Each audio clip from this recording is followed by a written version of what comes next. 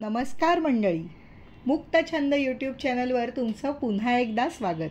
मी कांचन जोशी. आपण ऐकतोय विश्वास भावे यांनी लिहिलेल्या अरण्य वाचन या पुस्तकाच्या अभिवाचनाचा भाग 19. ऐकूया. प्राण्यांचं अस्तित्व आपण आवाजावरून, पाऊल खुणांवरून, इतर मागांवरून ओळखायला आतापर्यंत शिकलो. तसंच विष्ठा ही देखील अरण्य वाचनात उपयोगाला येणारी एक महत्त्वाची खूण आहे बरं का.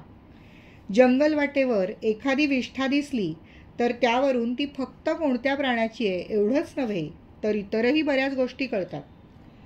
त्याच्या सवयी, त्यानं काय खाल्लंय, तो आजारी असेल का, विष्ठा जुनी आहे की काही वेळापूर्वीच टाकली आहे, एकटा आहे की कळप आहे, जंगलात सध्या कोणत्या फळाफुलांचा हंगाम आहे, हे आणि असं बरंच काही.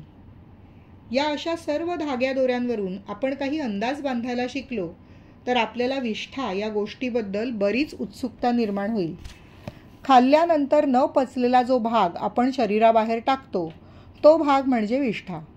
साहजिकच विष्ठेचं निरीक्षण केलं की जनावरांचं खाद्य आणि इतर अनेक गोष्टी कळतात. प्रत्येक प्राण्याची विष्ठा त्याबाबतच्या वेगवेगळ्या सवयीसुद्धा आपल्याला सांगत असते. याबाबत 2-3 गोष्टींचे निकष लावून निरीक्षण करावं लागतं. एक म्हणजे प्रत्यक्ष विष्ठा आणि प्राण्याची ओळख. दुसरं म्हणजे त्या प्राण्याच्या विष्ठा करण्याच्या सवयी. तृणभक्षी म्हणजेच हर्बिवोरस प्राण्यांच्या विष्ठा या बरेचदा शेणाचा पोह किंवा लेंड्यांच्या स्वरूपात असतो. चितळ म्हणजे स्पॉटेड डिअर, सांबर यांसारखी सारंग कुळातील हरणं चालता चालताही लेंड्या टाकतात. त्यामुळे बरेचदा त्या लेंड्या विखुरलेल्या अवस्थेत असतात. ताज्या लेंड्या काळसर तपकिरी असतात.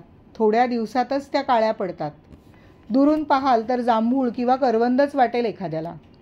पण यामध्ये फरक आहे. बारकाईने पाहिलं तरच तो तुमच्या ध्यानात येईल. चितळाच्या लेंड्या या अंडाकार असतात. त्यांच्या एका टोकाला थोडा उंचवटा असतो. सांबराच्या त्या मानाने जरा कमी अंडाकार असतात. त्याच्याही एका टोकाला थोडा उंचवटा असतो. खरं तर दुसऱ्या बाजूला खळीसारखा खड्डा पडलेला असतो. नीलगाई, चिंकारा, काळवीट यासारख्या कुरंग वर्गातील प्राण्यांना एक सवय असते. ते रोज एकाच जागी येऊन लेंड्या टाकतात. त्यामुळे त्या जागा लेंड्यांनी भरलेल्या असतात. तिथे लेंड्यांचा ढीग असतो. त्यामुळे तुम्हाला असा ढीग जर कुठे दिसला तर तिथे आसपास तुम्ही लपून बसलात तर नक्कीच काही वेळाने तुम्हाला नीलगाईचं दर्शन होऊ शकतं.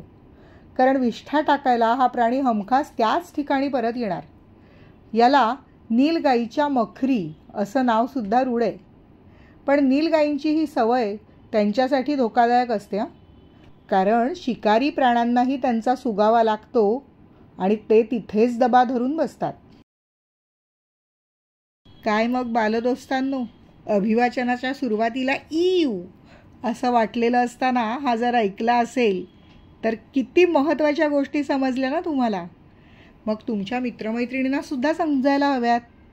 हा भाग जास्तीत जास्त मित्रमैत्रिणींपर्यंत फॉरवर्ड करा. लाईक आणि कमेंट करायला अजिबात विसरू नका. Stay tuned.